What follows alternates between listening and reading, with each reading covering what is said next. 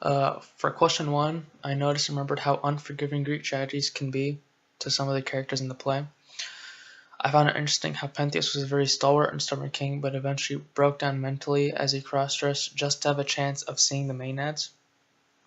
I was also shocked by the brutality and horror of Pentheus' death, and was also shocked by the punishment Agab had to endure at the end of the play. For question two, perspective I see represented in the play is open-mindedness.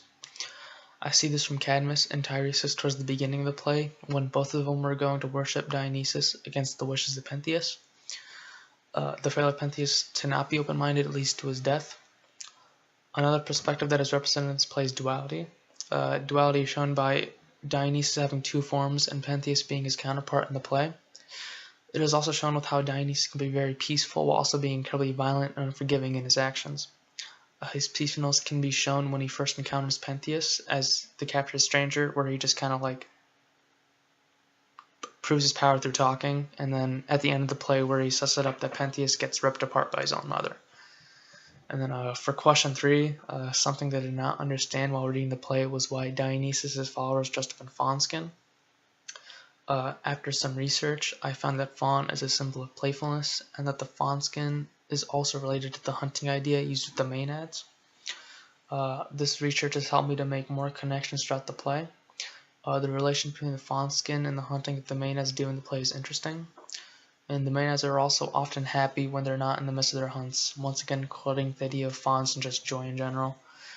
And then for question four, the Maenads are depicted as women who are happy and free, but will go into violent spurts when they begin to hunt.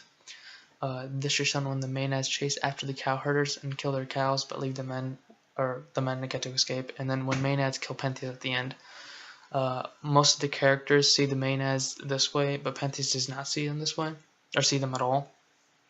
Pentheus is unable to see them until he's getting hunted, and I believe that he sees them at the end because that is when he least wants to see them. And I believe that this tells us that Greek women were often forced to be submissive and soft-spoken, often letting men take leadership. For question five, I believe that Elvis Presley's on the cover of this play, as both him and Dionysus had many people gravitate toward them. A more important comparison between the two is that the both of them attracted a great deal of women, often having the women obsess over them and be completely infatuated. And I guess that the Maenads and their crazed hunts can be compared to crowds in Elvis Presley concert, although obviously not nearly as violent. And then for question six, my two questions are why did Dionysus make Pentheus' death so cruel, and why did Dionysus try to punish Agave even more after making her brutally kill her own son? I was really confused at the end because I felt that Pentheus' death was enough punishment for Agave, but then he attempted to banish her, so that's what I was confused about.